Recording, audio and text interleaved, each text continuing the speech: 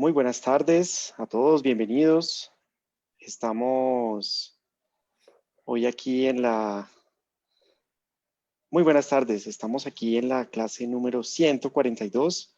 Hoy tenemos una charla bastante actual, de un tema de muchísima actualidad, no solamente en Colombia, sino en el mundo. Y tenemos al profesor Mario Omar Fernández. Él es profesor asociado a la Facultad de Artes y Humanidades. Ha trabajado por más de 30 años en el campo de patrimonio cultural. Trabajó en la Biblioteca Nacional, en el Archivo General de la Nación, en el Centro de Conservación de La Habana, en la Universidad Externado de Colombia. Fue director del laboratorio y ahora pues trabaja conmigo y con otros profesores en la iniciativa de patrimonio y en el laboratorio de estudios de arte y patrimonio, que alimenta también la maestría en patrimonio cultural mueble de la Escuela de Posgrados. Este ciclo que ha preparado la facultad en esta semana culmina mañana con algunas charlas informativas sobre los programas de posgrado de la Escuela de Posgrados. Va a ser desde las 10 de la mañana, así que están todos cordialmente invitados. María Omar, muchas gracias por tu trabajo y por querer abrir esta clase con un tema que, insisto, cobra una enorme vigencia cada día. Así que sin más preámbulos, pues muchas gracias a ti, muchas gracias a todos los que nos acompañan hoy desde Zoom y también desde la transmisión que se está haciendo en vivo por Facebook Live. Bienvenido. Bueno, muchísimas gracias. Gracias a la escuela por permitirme, no sé qué dice acá, perdón.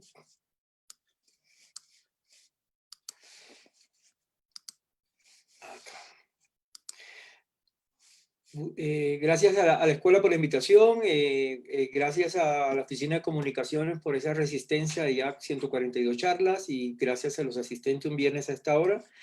Espero poder hacer la charla compacta para poder al final dejar unos minutos para poder generar algunas discusiones, que me parece que este es un tema bastante interesante, actual y demás. Bueno, la charla se titula Activismo y Vandalismo alrededor del patrimonio cultural y yo la he preparado como una clase. Generalmente este es el tipo de clase que se dicta en el campo de patrimonio cultural.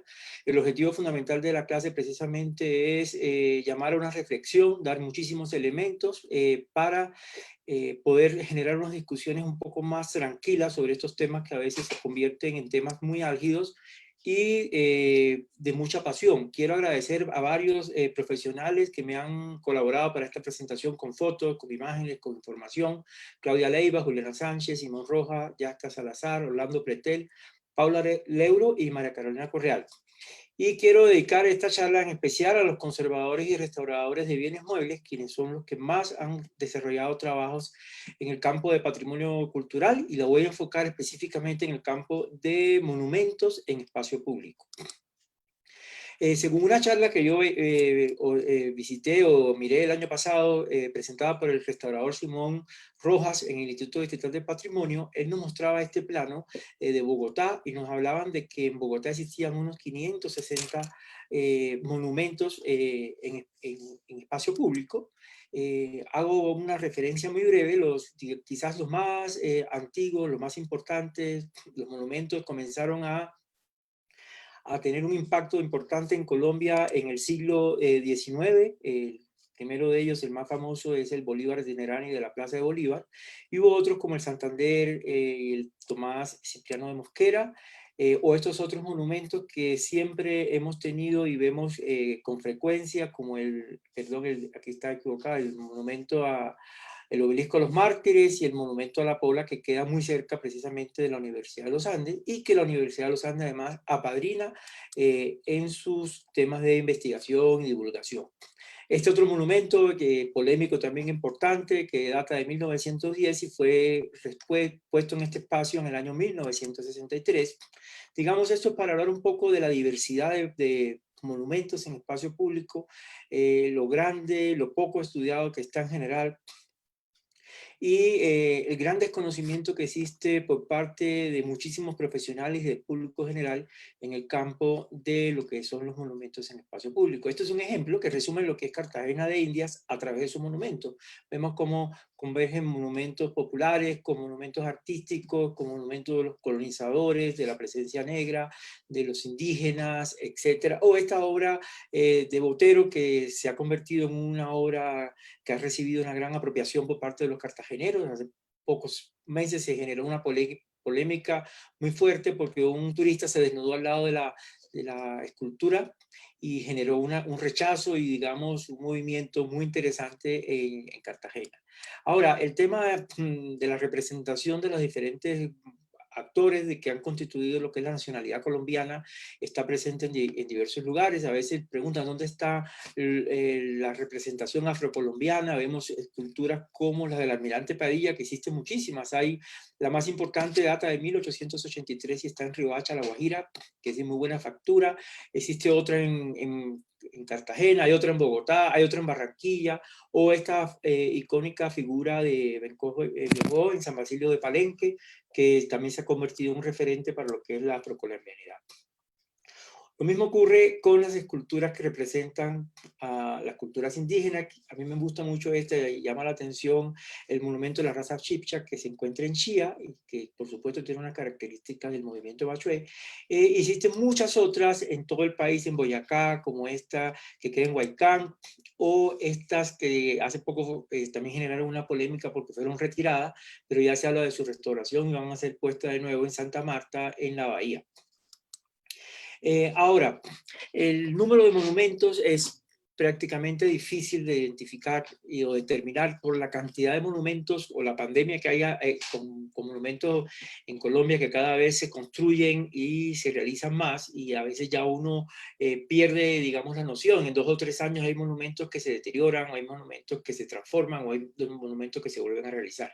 Y quiero hablar un poco del deterioro de los monumentos, ya que los monumentos sufren el intemperismo, están hechos o se ubican en el espacio público en diferentes contextos, en un país como Colombia con tantos pisos térmicos y tantos climas, y vemos que sufren diferentes tipos de deterioros, diferentes tipos son vulnerables a diferentes tipos de acciones, como esta escultura en mármol de aquí del Parque Nacional de Bogotá, o el mismo obelisco a los mártires, que ha sido un monumento tan maltratado por su ubicación en esta zona en San Victorino. Perdón, me salí de la presentación otra vez. Y para abordar el tema, quiero hacer referencia al Instituto Canadiense de Conservación, que propone 10 agentes de deterioro, que son, digamos, los que se estudian y que tienen una relación directa sobre el actuar en los monumentos en espacio público. Hablamos del agua, la temperatura, la humedad, el biodeterioro, la contaminación, el vandalismo, la fuerza física, la disociación, la iluminación, el fuego, o las radiaciones en el caso de los monumentos. Yo quiero hacer énfasis por el motivo de nuestra charla, por el objetivo de la charla, en el vandalismo, que es uno de esos agentes, y el Instituto Canadiense técnicamente lo define como consiste en infligir daño de forma intencional o premeditada a un bien que puede provocar su destrucción o desfiguración. Es un término técnico que utilizamos en el campo de patrimonio y que no tiene ninguna connotación política ni ninguna connotación de elemento de juicio. Es un concepto técnico. La Real Académica define el vandalismo como el espíritu de destrucción que no respeta cosa alguna sagrada ni profana. Y en este caso, y es algo que yo jamás hago, pero uso la Wikipedia porque el tema de vandalismo se ha puesto muy de moda en los últimos años y especialmente en los últimos meses, con todas esas acciones que se han realizado por diferentes grupos sociales en la destrucción, eliminación o retiro de algunos monumentos de espacio público. Se define el vandalismo a la destrucción voluntaria, total o parcial de la propiedad pública o privada, incluye conceptos como el daño al patrimonio, el graffiti o actos de provocación. Y es interesante cómo ya el vandalismo en Wikipedia está dirigido específicamente a temas como patrimonio o graffiti, que también son temas muy polémicos. En el contexto colombiano hay antecedentes de actos vandálicos a monumentos, quizás el más importante por su simbología y por lo que representó, porque también involucró la muerte de muchos ciudadanos civiles, es la bomba que se colocó en el Parque Medellín, que destruyó la escultura El Pájaro de Botero, y que Botero decidió dejarla como un monumento, digamos, a la violencia. O monumentos ya más modestos como este, que es muy también digamos, es simbólico el tema, y es la destrucción del monumento en homenaje a las víctimas de la masacre de Mapiripán, que ocurrió en el año 1997, cuando se conmemoraba el 20 aniversario de esta horrible masacre. Hemos encontrado, hay referencias y nos ha molestado, nos ha preocupado diferentes acciones, como cuando repintaron estas esculturas del Parque Arqueológico San Agustín, que es un daño prácticamente irreparable porque es muy agresivo y lo han hecho ya en dos ocasiones, o el continuo accionar delictivo sobre las esculturas en espacio público, y llama la atención porque las esculturas femeninas, las representaciones femeninas son las más atacadas y las más vulneradas, como el caso de la Rebeca, que es una escultura de una gran importancia para Colombia y especialmente para Bogotá, y que considero que no ha tenido el trato que amerita, ni la valoración, ni la apropiación, y la ha fracturado, digamos, la nariz, la ha pintado en múltiples ocasiones. La Pola, que está aledaña a la universidad, le robaron la pata de la silla, que por suerte está en nuestro poder. La íbamos a restaurar este año, pero se ha tenido que posponer por temas de la pandemia. Vemos la escultura de Rita, que por suerte ya ha sido restaurada, aunque no hay ninguna garantía que en este momento no esté grafitada de nuevo. El monumento así a la diosa del agua, el Usmina en Bogotá.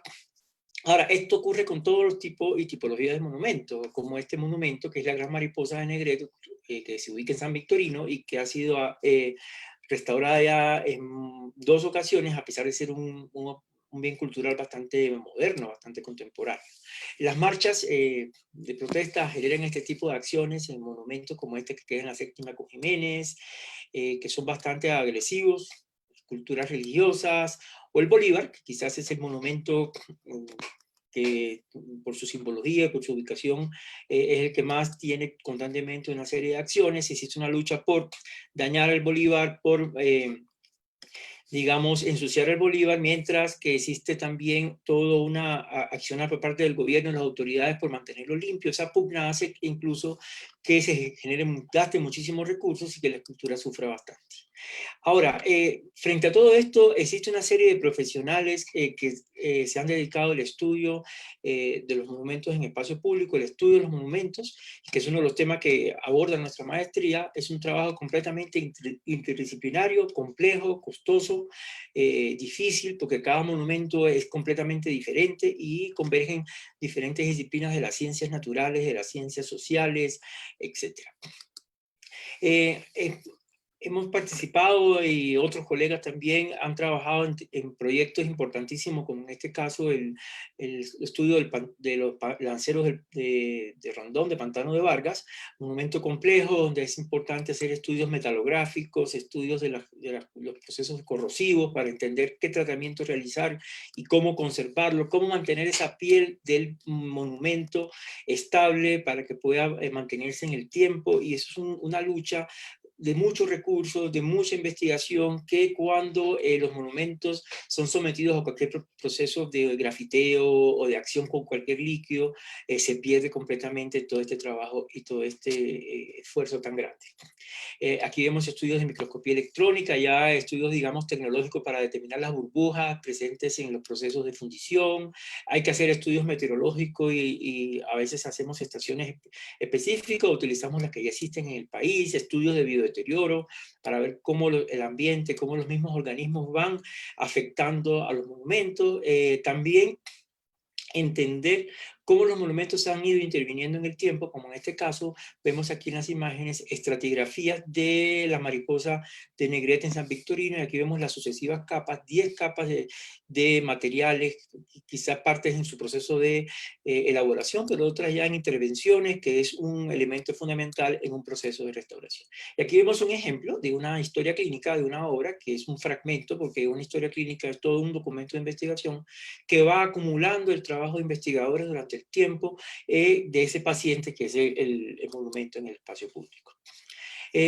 Luego está la conservación y la restauración, que es una acción que está realizada por profesionales de este campo que estudian la carrera de conservación y restauración y que constantemente tienen que estar lidiando con todos estos procesos naturales, todos estos procesos, digamos, de envejecimiento que tiene el monumento, pero también las acciones que ocurren en las manifestaciones o cuando grupos deciden intervenir, digamos, los monumentos. Aquí vemos una imágenes de la intervención del botero, diferentes profesionales en diferentes proyectos a lo largo del país.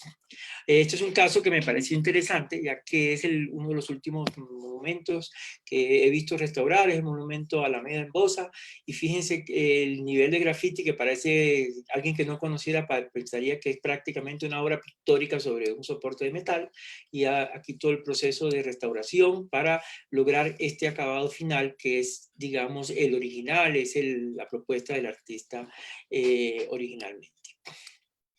Ahora, digamos que estas imágenes van como a una de las primeras preguntas de fondo. Y esta es la solución que debe haber en Colombia para mantener nuestros monumentos. Es un tema bastante complicado. Hemos visto cómo la estatua de Bolívar, y ya cada vez son más las esculturas que se tienen que proteger, que se tienen que esconder, y cada vez más frente a una manifestación, lo que desde mi punto de vista es un hecho muy contradictorio, simbólicamente incluso es bastante, digamos, polémico, pero es la única forma en que se logra que el accionar espontáneo de algunos manifestantes, a veces incluso que no tienen ninguna relación directa con los reclamos que se hacen en una manifestación, dañen el monumento en acciones vandálicas. Ahora, ese vandalismo de que hemos hablado choca o tiene un punto de contacto con el activismo. Pero el activismo es un concepto muy amplio y que se puede generalizar como la acción o la actividad sostenida con una intención de efectuar un cambio de índole social o política, y usualmente está dirigida a favor de una postura dentro de una disputa controversia. O sea, es un término bastante amplio, bastante grande, y vemos que existe un activismo cívico, como en este caso, esta es una manifestación que se hizo en la Plaza de Bolívar contra las minas,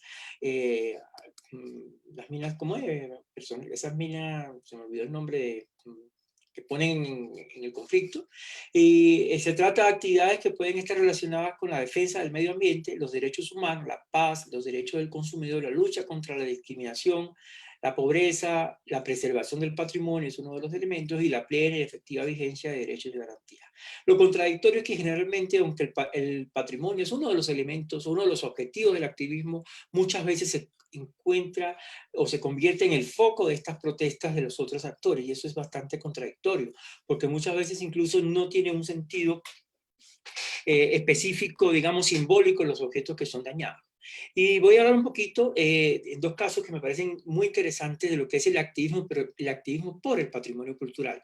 Quizás esto fue uno de los casos que a mí me impresionó más, que es un activismo muy espontáneo que se generó en la comunidad de San Agustín, cuando el Ministerio de Cultura y digamos, tanto representado por la ministra de Cultura, el director del ICANN y la directora del Museo Nacional, propusieron hacer esa exposición que se iba a llamar El regreso de los ídolos. Esa sí iba a ser en el Museo Nacional. Parece que no hubo un buen trabajo de comunicación con la comunidad. La comunidad protestó fuertemente. Se generaron unas grandes manifestaciones. El trato que se le estaba dando a las esculturas, lamentablemente, a estos monumentos precolombinos, no es el mismo que se le daba a otras exposiciones que se han traído al Museo Nacional y que han sido traídas a otros países.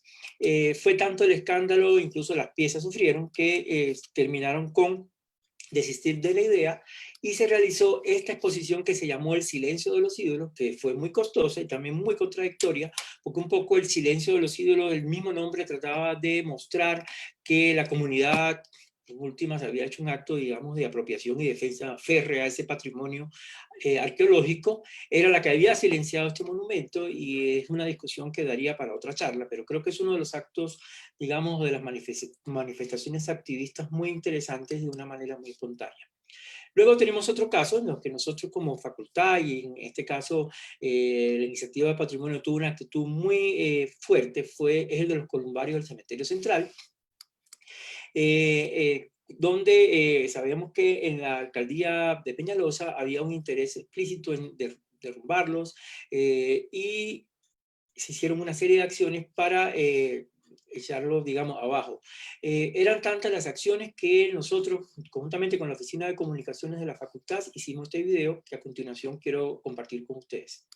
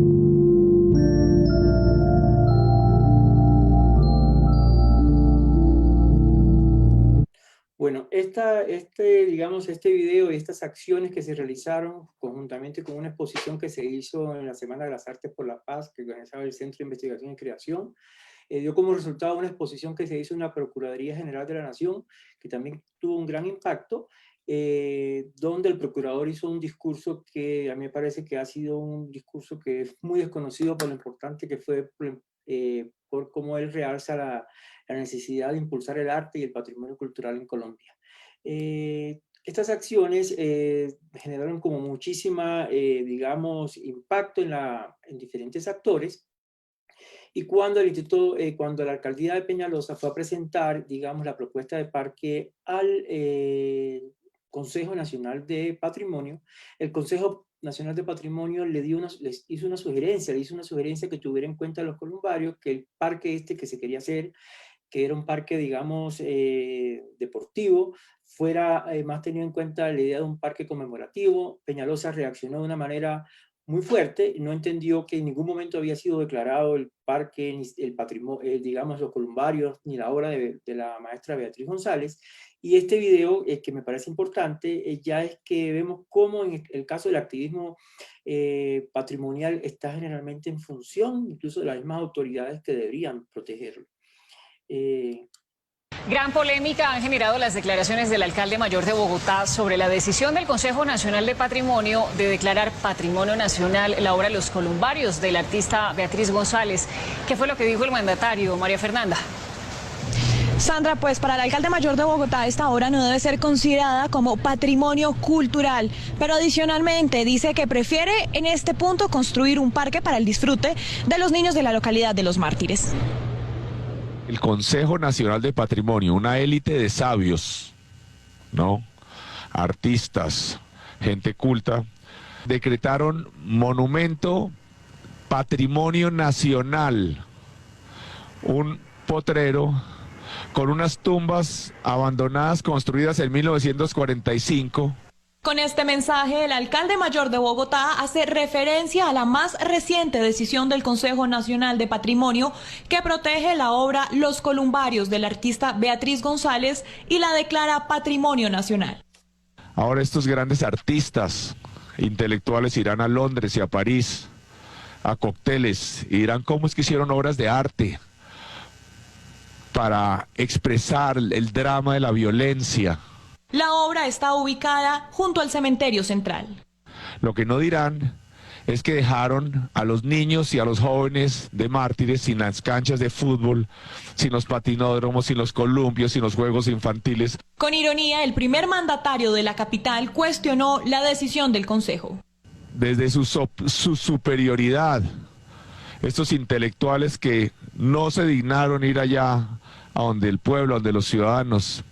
En el lugar se construiría un parque infantil. Le robaron a los niños y a los jóvenes de Mártires la posibilidad de tener un parque con canchas deportivas, con juegos infantiles. Solo el predio tendría un costo de 80.000 millones de pesos. Gran polémica.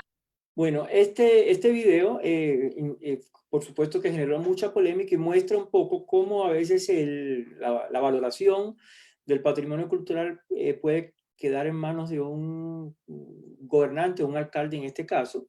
Esa intervención de él incluso generó muchas más reacciones en contra, y este pedazo que voy a poner un fragmento de una obra que se presentó en el Salón Nacional de Arte el año pasado, que fue bastante, digamos, también impactante y que desde mi punto de vista ayudó muchísimo en estos temas de activismo en contra de esta política del alcalde Peñalosa.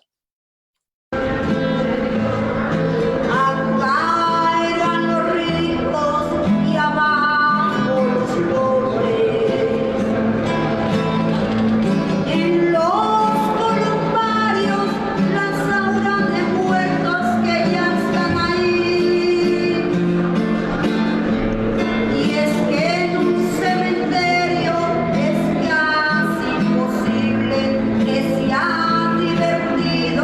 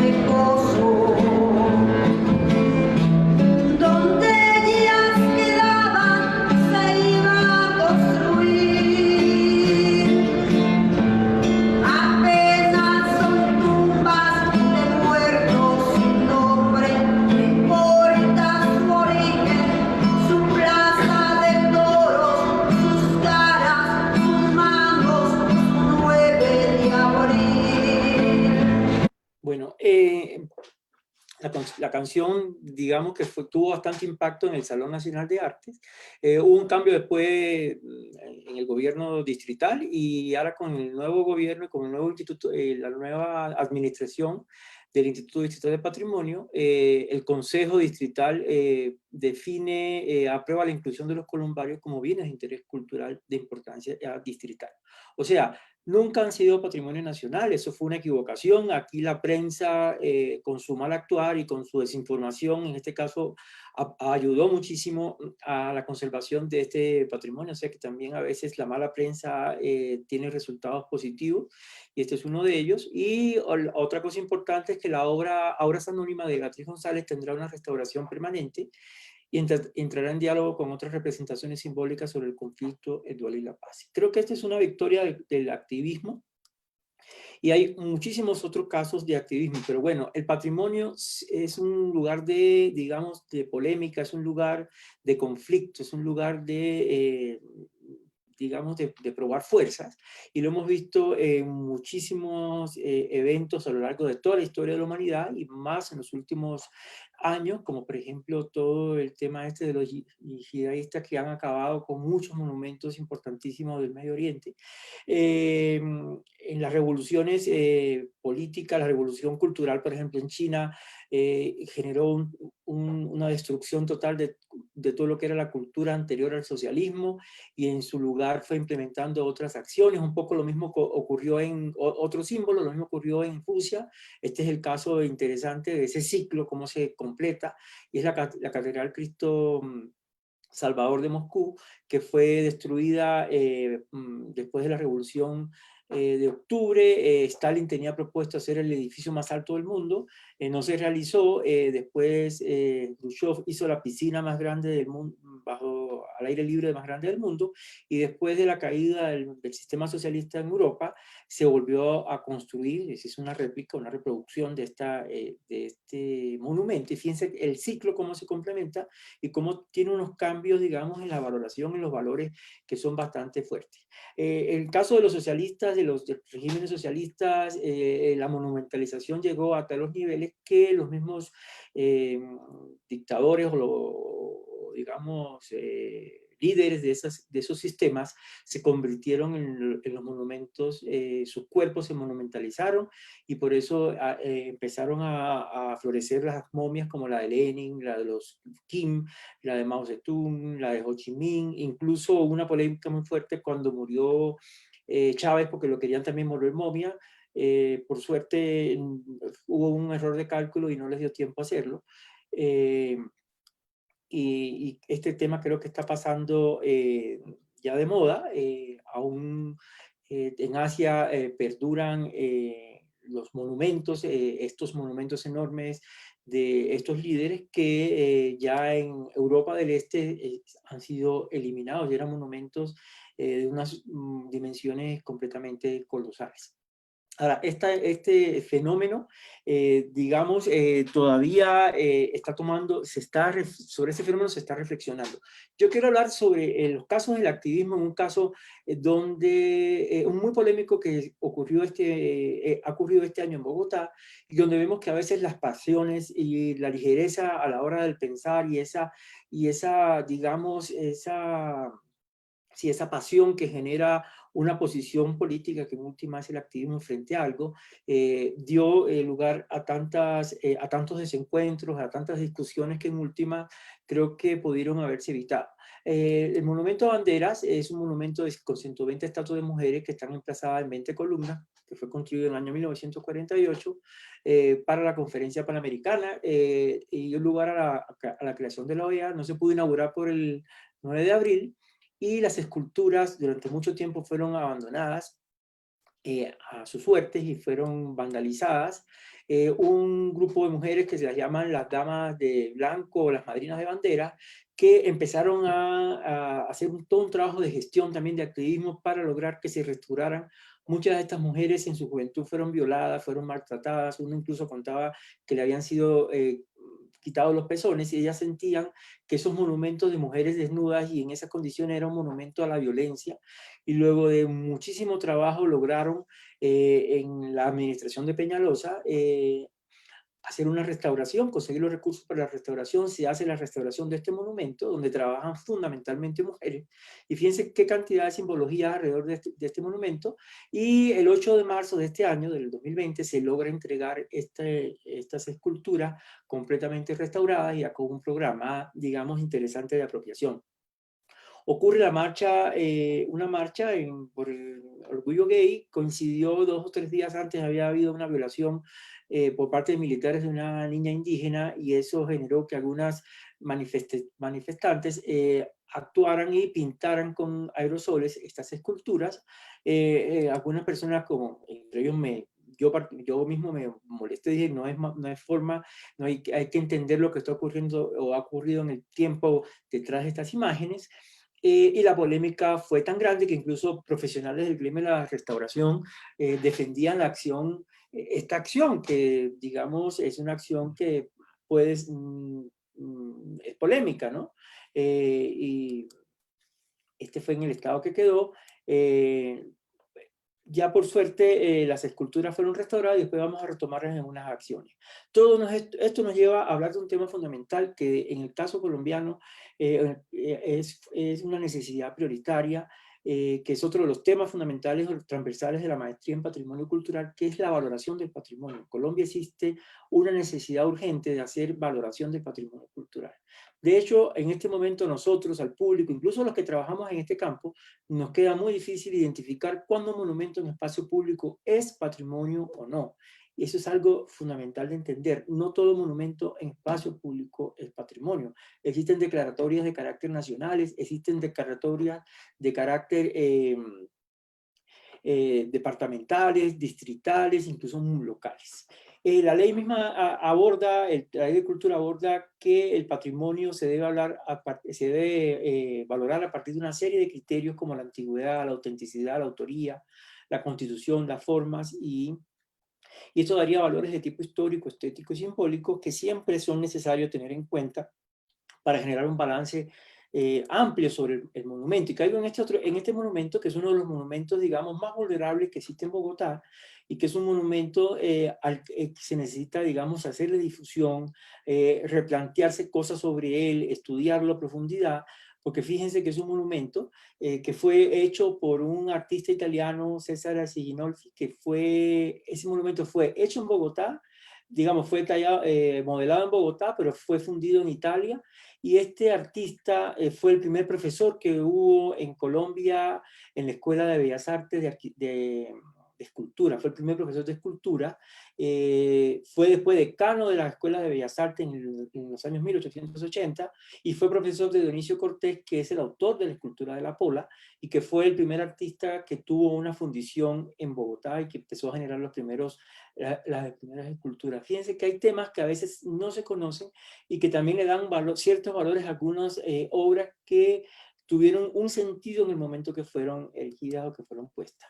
Los valores, digamos, artísticos, la calidad técnica de la obra es impecable, es muy difícil encontrar obras de este tipo en Colombia. Hay que ver que está completamente firmada, contextualizada, hecha con un gusto, y se ha conservado en el tiempo de una manera bastante impecable, a pesar de sus transformaciones. Otro elemento interesante es esta escultura como un referente importante en la historia de Bogotá, ya que fue primero puesta en la calle 13, después fue puesta que se llamó la Avenida Colón, y fíjense cómo fue testigo de las celebraciones del centenario. Ahí vemos en esa imagen la urna centenaria. Esa escultura después fue llevada, digamos, a otros lugares, fue puesta en la Avenida de las Américas, en este otro, digamos, otra base, en otro soporte, otro pedestal, hasta que fue trasladada a este lugar de la 26, que en últimas es un lugar donde la escultura prácticamente no es apreciada por nadie la visita, y a veces existen esas tensiones porque tiene un muro que muchas veces es vandalizado y grafitado. Esto nos llama la atención a nosotros, y de entender esa inmensidad y esa cantidad de patrimonio, de esculturas en espacio público, y entender cuáles son o no son patrimonio, cuáles deberían o no deberían ser patrimonio, cómo queremos dejar a las futuras generaciones de colombianos esas evidencias, digamos, materiales de lo que es, la Colombia que existe hoy, y cómo estos objetos, estos bienes, son objetos vinculantes entre un pasado, este presente, y es lo que vamos a dar al futuro. Vemos esculturas como esta, que son las esculturas del monumento a la Santandereidad, que es un monumento también enorme, polémico, tiene personas que le encanta, otros detractores, por la cantidad de personajes y demás. Y vemos monumentos de la violencia y el conflicto armado en Colombia que también se han invisibilizado y que son muy importantes, que a veces no son objetos de estudio por parte de los historiadores del arte, los artistas, los conocen, como El Prometido de la Libertad, esa obra maravillosa de Rodrigo Arena, que fue puesta en Ciénaga Magdalena como un recordatorio o conmemoración de la masacre de las bananeras. Y vemos estas otras imágenes que son ya monumentos a víctimas, a la esperanza en el Guamal, a los comerciantes masacrados en Santander, a las víctimas de Don Antonio en Santo Tomás. Es impresionante cómo se hacen monumentos a las víctimas de un asesino, ¿no? Ese es un tema que Colombia, entonces los monumentos empiezan a tener una envergadura, empieza a tener una connotación que uno queda completamente confundido, o el monumento a las víctimas del paramilitarismo del Valle. Llama la atención este otro monumento muy polémico en Montería, que fue el Monumento a la Paz, y que por muchos campesinos lo consideraron como un monumento a los paras, porque dicen que tenía una relación directa con la familia Castaño, y fíjense que era un monumento donde aparece un campesino y un militar con un fusil, y atrás está Cristo con la Biblia celebrando la paz. Muchas víctimas y el senador Cepeda se opusieron a este monumento. Estas son imágenes recientes. El monumento aún existe, aunque hubo varias tutelas y trataron de quitarlo. Existe en Montería, sencillamente le fue retirado el fusil y actualmente se mantiene. Ahora, existen otras esculturas o intentos de monumentos como estos que fueron elaborados en la zona veredal Transición en el momento del proceso de paz, que también generaron muchísimos malestares, pero son monumentos que habría que discutir si deberían permanecer o no, entrar a un museo, si son parte o no de Colombia. Son discusiones muy difíciles, que generan muchísima polarización, pero que en algún momento Colombia tendrá que dar en un futuro, y pienso que no es muy lejano. O este monumento, que también es un monumento que está mandado a quitar por una tutela, que es el monumento que se hizo a Santos en Belén de aquí en Caquetá, como el promotor de la paz. Se hace una serie de monumentos. En Valledupar, por ejemplo, que a mí me parece interesante el fenómeno de Valledupar, empieza con un monumento interesantísimo de Arenas Betancourt, que se llama La Revolución en Marcha, pero cómo empiezan a hacerse ya prácticamente en este siglo a integrarse representaciones y monumentos donde está presente el conquistador, fundador de la ciudad, Hernando de Santana, el cacique Upar, los poporos, pero empiezan a aparecer una serie de personajes. Vemos el giro aquí, donde el héroe ya no es aquel héroe romántico, sino es un héroe popular, y hay una furia, hay una fiebre de monumentos por personajes, digamos, populares, de la música, del deporte, como en este caso Rafael Orozco, o el caso de Diomedes Díaz, que es un monumento que además que es un monumento que tiene, digamos, una interacción, una apropiación un poco fuerte, o también podría ser cuestionable, y que, por ejemplo, no se ha convertido hasta este momento, y yo no estoy incitando a ello, pero en un monumento que sea atacado por las feministas, cuando el mismo Diomedes en vida tuvo todo este proceso legal tan polémico, donde se le acusaba de haber sido el autor de un feminicidio y demás, y relacionado con la droga y con una serie de cosas que es compleja. Bueno, vemos monumentos a deportistas, monumento a Shakira en Barranquilla, el monumento también polémico a Joe Arroyo, el monumento a Juanes, son monumentos, el monumento a Carlos Vives, y incluso ya no hay uno solo. Este fue polémico porque aparecía con senos, una figura femenina, y tuvo toda una discusión nacional sobre el tema. O este último monumento en Valledupar, erigido a Carlos Vives. Empieza a haber una, digamos, fiebre, una proliferación de monumentos, y cabe cuestionar si desde el campo del patrimonio cultural cuestionar cuáles de estos monumentos deben valorarse, deben tener algún tipo de declaratoria, podrían convertirse o corren el riesgo, el peligro en este caso, de convertirse en algunos casos en monumentos ya sean distritales, departamentales o nacionales. El caso del vallenato, la música popular caribeña es impresionante. Este es la Pilonera Mayor, es un homenaje a la cacica que fue ministra de Cultura. Aquí el monumento a los tres grandes digamos, genio del vallenato, el de Peter Majarrés, que es un artista joven y que es activo, que no tiene mucha tradición desde mi punto de vista, pero ya tiene un monumento. Entonces esto nos muestra sin lugar a duda que la proliferación de los monumentos va a continuar y que vamos a tener incluso más adelante que hacer acciones para evitar el exceso de monumentos en espacio público. A Leandro Díaz, a Calet Morales, ya Martín Elías, hijo de Diomedes Díaz, con una carrera muy corta, también tiene un monumento junto a la silla de Diomedes, está el de Iván Villazón, el de Jorge Oñates. Estos también en La Guajira, el Cantor de Fonseca, el Pollo Vallenato, Pablo Flores en Montería, con algunos de los personajes de sus canciones, o la mítica María Varilla, que fue un personaje muy popular en toda esta región y relacionada con el porro. Aquí vemos la aventurera, personaje de la canción de Pablo Flores, el maestro Flores, aquí también lo vemos. En el caso del deporte, esta fue otra escultura muy polémica, la del pibe Valderrama, moderna, pero que incluso ya ha sido superada y ha tenido unas esculturas, como en este caso la de Guita, que es una escultura que no tiene ningún tipo de defensa, pero que se mantiene en pie, o este intento de escultura de Falcao, o esta de Escobar, que fue víctima también de la violencia en Colombia. Se repite esa escultura. A Pambelé, a Happy Lora, también tanto en Montería como en San Basilio de Palenque se le han hecho esculturas, y todas estas son esculturas muy recientes.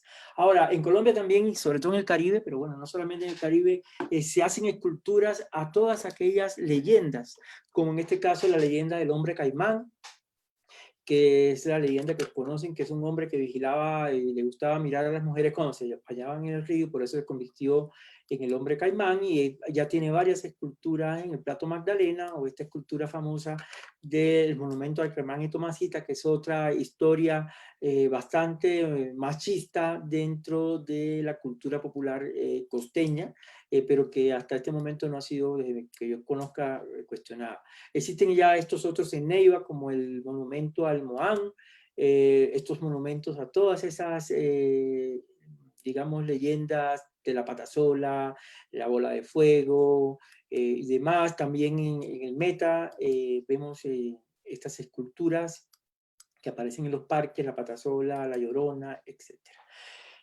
El tema de los monumentos se extiende. Hay monumentos también a los amantes en Neiva, a los enamorados, y en el caso de los moteles en todo el tema de la costa, también en Medellín y Antioquia han hecho monumentos escultóricos, como esta Venus, que podría ser motivo de estudio en nuestra maestría de estudios clásicos. Es una escultura que mide 15 metros y pesa 5 toneladas, y es vista desde muchos lugares de Cali, y es impresionante. Fíjense la dimensión que tiene la escalera para subirse en ella. Estas otras esculturas en Cali también, ella que fue muy polémica el año pasado, y la Judita Rey Infinita, que es otra escultura popular, o este Noé, casi 2 metros y 15 toneladas. Entonces es un tema que llega a los animales, como el berraco de Huaca, el tigre Amalfi, el cangrejo azul de Cartagena Barrio Crespo, el león de Girardot, que son, digamos, motivos a veces de burlas, pero son referentes y que ahí están, y que hay que verlo. Ya el colmo es este, que es el monumento a la empanada. Ya he registrado varios monumentos, estos son los más llamativos: el de Caicedonia, el de Manizales, perdón, y el de Caquetá, y aquí este es otro que hay un proyecto. También hay en Guayatá hay un monumento a la mogolla. Entonces, creo que el tema da para un proceso de valoración y reflexionar con calma sobre qué monumentos están afectándonos, cómo nos representan y qué queremos dejar. Pongo este otro caso, que es un caso polémico, con otro enfoque. Yo no le hablaría del caso del monumento de Belalcázar, hablo del Morro del Tulcán en Popayán, porque es un lugar donde hay una digamos, fricción, donde hay un conflicto grandísimo entre dos monumentos, Uno es esta pirámide o este asentamiento, o este lugar ceremonial indígena, con este otro monumento que fue hecho a un, digamos, guerrero español. Ahora, a mí me llama la atención que siendo Popayán una ciudad que cuida tanto, digamos, la ausencia de graffiti, la ciudad blanca es impecable. Durante los 25 años que llevo en Colombia y las múltiples visitas que he hecho a Popayán, un lugar donde trabajo y me gusta muchísimo, siempre he visto que este monumento ha sido un monumento olvidado, un monumento que a nadie le interesa, y de hecho que se ha resignificado y se ha puesto y ha sido conocido a raíz de este acto que realizaron los MISACs. Había muchas imágenes en todas, en diferentes momentos, vemos que nadie mira el monumento, es un lugar que sirve de asiento y lleno de grafitis. De hecho, el mismo monumento en sí estaba grafiteado. Fíjense que había que subirse de arriba para poderlo grafitar. Y en las imágenes que vimos, el monumento conserva esos grafitis, esos rayones. Entonces, y eso contrasta con el cuidado y el esmero que hay por el patrimonio payanés, que tiene una relación directa con el cuidado que ellos tienen para la Semana Santa, por llamarlo la Ciudad Blanca, donde no vemos un grafiti. Cuando ocurre un grafiti lo limpian en una brevedad increíble. Entonces, a mí me llama muchísimo la atención toda la discusión que se ha dado en este caso, que es un caso diferente a otros casos, ya que hay muchos otros elementos a tener en cuenta y a valorar, y incluso el futuro de esta escultura, que es un tema donde ahora todos quieren participar, que a mí me llama la atención cuál va a ser, y como ocurrió incluso el día que lo tumbaron, esa misma noche el alcalde, en un acto heroico, con un video, con una música gloriosa, lo volvieron a subir, lo taparon. Después se generó este otro acto, que es otro acto desde el punto de vista vandálico, porque es meter bulldozer en una zona completamente arqueológica. La reacción que hubo por parte de la comunidad frente a una propuesta de la policía y del alcalde de dar recompensa por los autores de esta acción y demás, hasta que en este momento ya como que todo quedó ahí en stand-by. Creo que eso durará muchísimo tiempo. Ahora, ante eso, y esta foto sí la pongo yo con esta intención, ya que yo soy cubano y nunca tengo oportunidades para hacer manifestaciones políticas, y este es un monumento a Fidel Castro y a Che Guevara que está generando mucha polémica en Rusia, perdón, en México en este momento, y es qué hacer con esos monumentos tóxicos, que para unos sectores o para la mayoría de la gente son tóxicos. Y tomo como referencia esta, digamos, experiencia que se hace en Estonia, y es que, digamos, el presidente de la República en el año 99 dijo: es peligroso pensar que ha pasado la época de Stalin y Hitler, y decidió generar un parque con todos esos monumentos de la era soviética, y de manera que la gente los tuviera presente a nivel de piso, lo viera de cerca, algunos incluso con algunos daños que fueron generados por las acciones de quitarlo, otros se mantienen muy bien, pero es un lugar muy visitado y es un lugar de reflexión sobre lo que representó la época socialista en esta República Báltica, que me parece una experiencia interesante a tener en cuenta. Y está esta otra experiencia, que es el Museo de la Ciudadela de Pandú en Berlín, donde que lo llaman el depósito de los monumentos tóxicos, donde aparecen, por ejemplo, una escultura de los soldados de la RDA que cuidaban el muro, o esta escultura del artista nazi Arno Breker, el atleta, que era como muy importante, aunque sabemos que los nazis no hicieron muchas obras escultóricas, o una campana con el signo de los nazis. También está esta obra de Lenin, esta cabeza de Lenin, que formaba parte de esta escultura de 30 metros y que fue enterrada, y que el museo hizo todo un trabajo para poder rescatar y llevar de nuevo al museo y exhibirla como una de las piezas más importantes.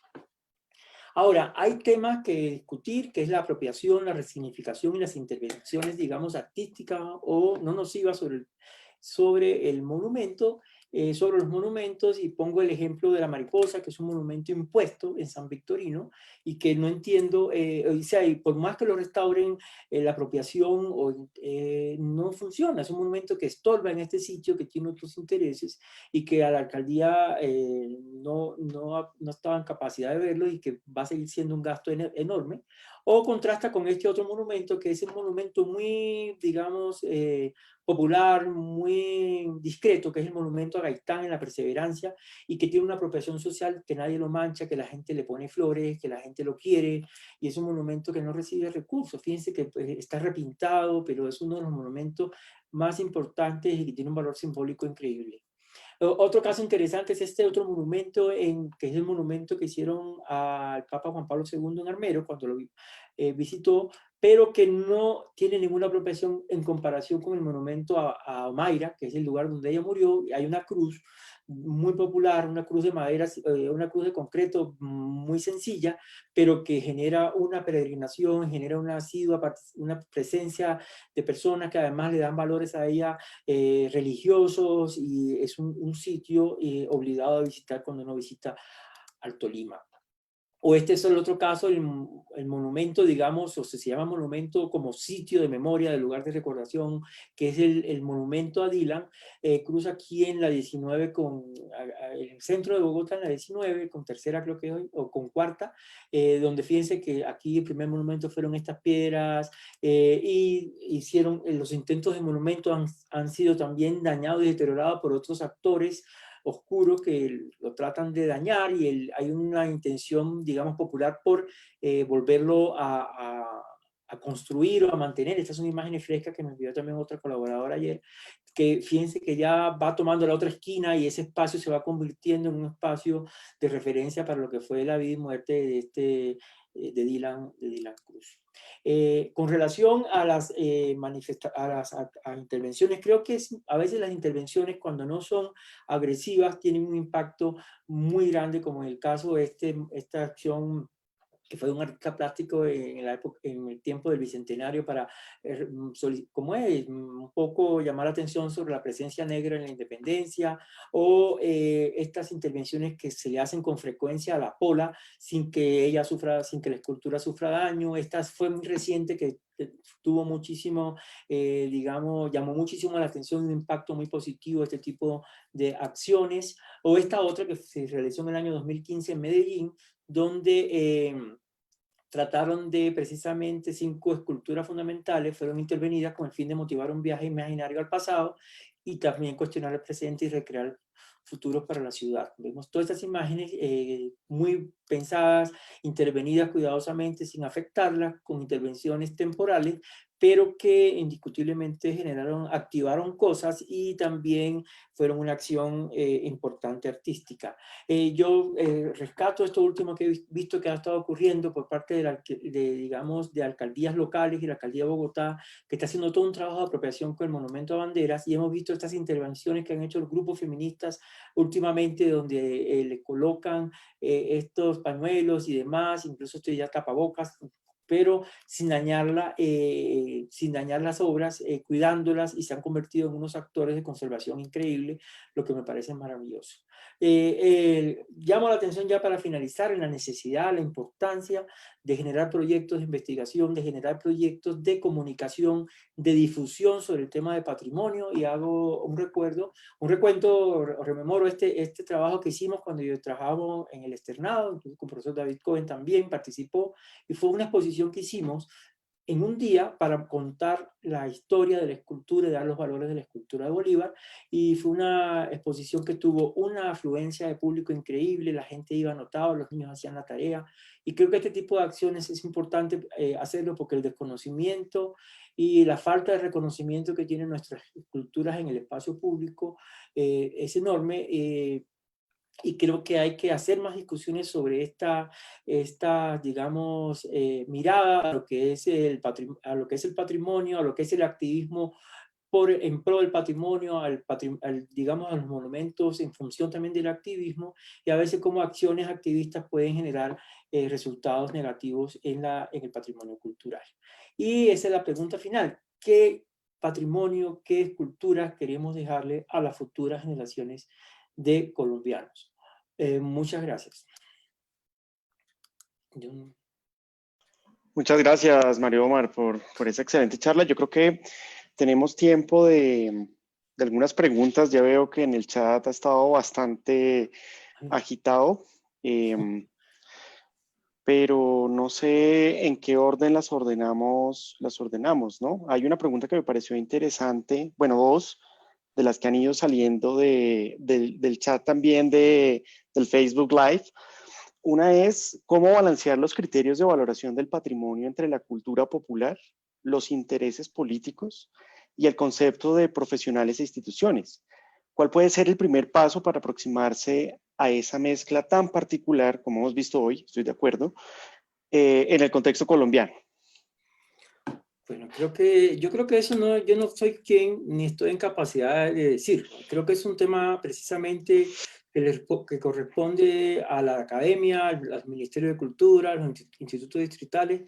Pienso que es un tema que tiene que tener más participación, que hay que hacer más charlas como esta y por otros actores.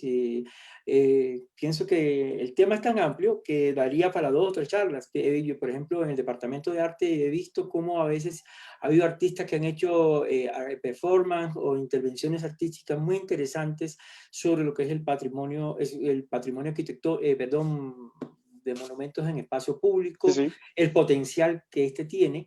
Con relación a las nuevas esculturas, yo pienso que sí debería haber ya por parte de las administraciones e incluso del Ministerio de Cultura algunas directrices como que regulen, digamos, quién amerita o no amerita tener un monumento, porque este ocupa un espacio público, como un espacio de todos, que impide que ese espacio pueda ser utilizado con otros fines, también que queden excluidos otros elementos importantes o actores importantes de la sociedad, de la comunidad. Vemos que no hay monumentos de científicos, ni de académicos, ni de investigadores, ni de médicos. Y entonces, ¿qué va a quedar para la futura? Ni de Gabriel García Márquez. Oh, sí, aunque hay uno de García Márquez, pero está muy polémico. Pero bueno, ¿qué va a pasar? De hecho, hay muy poco, hay mucha temor a los monumentos, a los políticos.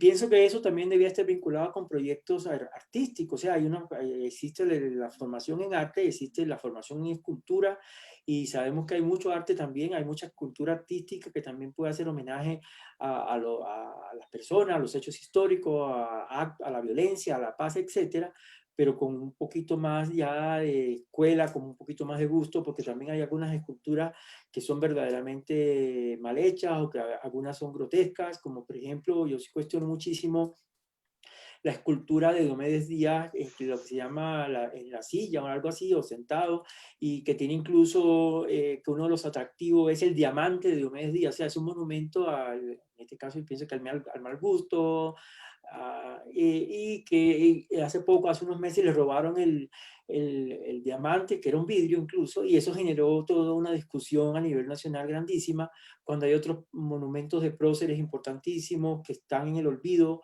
y que no han sido noticia. Cuando se robó la pata de la Pola, que es la prócer femenina más importante, la figura femenina más importante en la historia, eso no fue noticia. En cambio, que sea noticia el diamante del diente de Diomedes Díaz, y cuando la novia o una de las esposas de Diomedes va y se toma foto con él, aparece en toda la prensa. Creo que es un tema que hay que discutirlo, que hay que llevarlo a discusión, que el patrimonio también tiene que entrar en las discusiones actuales, en lo que está pasando, en lo que está viviendo, también llegar las discusiones a las regiones. Las discusiones del patrimonio cultural son muy centralistas, se hacen desde el Ministerio de Cultura aquí en Bogotá. Hay pocas discusiones en las regiones que tengan, digamos, una trascendencia nacional. Lo mismo pasa con los actos, digamos, con los salones nacionales de arte, que deben tener en cuenta este tipo de aspectos. Sí, Mario, estoy completamente de acuerdo y creo que eso es parte del desafío que tenemos también en la maestría bueno, en la universidad, ¿no? De llegar más a las regiones, de hacer proyectos como estos que nos has mostrado, como otros pues que se están desarrollando desde la escuela de posgrados y desde el laboratorio. Hay otra pregunta y es ¿cómo podríamos determinar las pautas de los auténticos ejercicios de significación que hace la gente de los monumentos? Es decir, ¿cómo definir cuáles de esos ejercicios de significación pueden ser auténticos o no? Bueno, el tema es complejo porque no solamente ya en los monumentos, no solamente en los monumentos, digamos, nuevos, ya el Ministerio de Cultura, la legislación colombiana, ya tiene unas pautas que son esos criterios de valoración y son clarísimos. Y dentro de esos criterios, incluso nosotros en la academia discutimos la necesidad también de actualizarlos, de ponerlo en función de las necesidades actuales de los tiempos que estamos viviendo. Pero creo que ya hay unos elementos, sencillamente toca hacer los ejercicios, toca hacer los ejercicios con la participación de las comunidades, con trabajos de apropiación social, donde se vuelque el trabajo, por ejemplo, como existe un área en el departamento de área que se llama precisamente la práctica de lo público, y eso hay que incentivarlo, el trabajo que se hace con la ciudad, con el arte público. Creo que por ahí está, haciendo también más audiovisuales, como se han hecho. Nosotros tuvimos en este año la posibilidad de hacer conjuntamente con el Ministerio una exposición virtual para el patrimonio cultural y material. Creo que, por ejemplo, habría que hacerlo. La misma gente, el común, los historiadores, los profesionales, no saben cuáles son los monumentos más importantes del país. De hecho, el Instituto Distrital de Patrimonio no tiene publicado, el año pasado se declararon muchísimos monumentos en espacio público como patrimonio distrital, y uno no encuentra esa lista.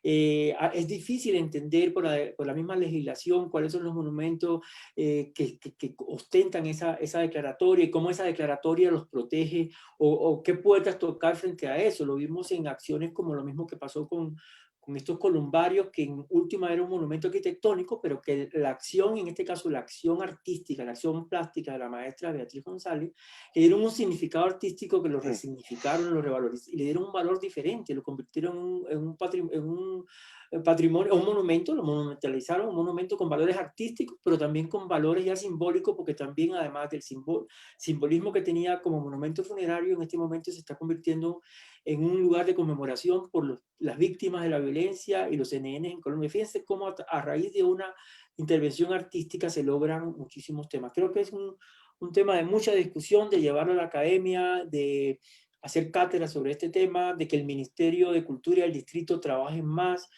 con este tema, y no es juzgar a las acciones. Sencillamente yo creo que si hay muchas personas entendieran el significado, el trabajo que hay detrás de un monumento, entendería, estuviera más cuidado a la hora de rayarlo, a la hora de pintarlo, a la hora de hacer alguna acción sobre ello.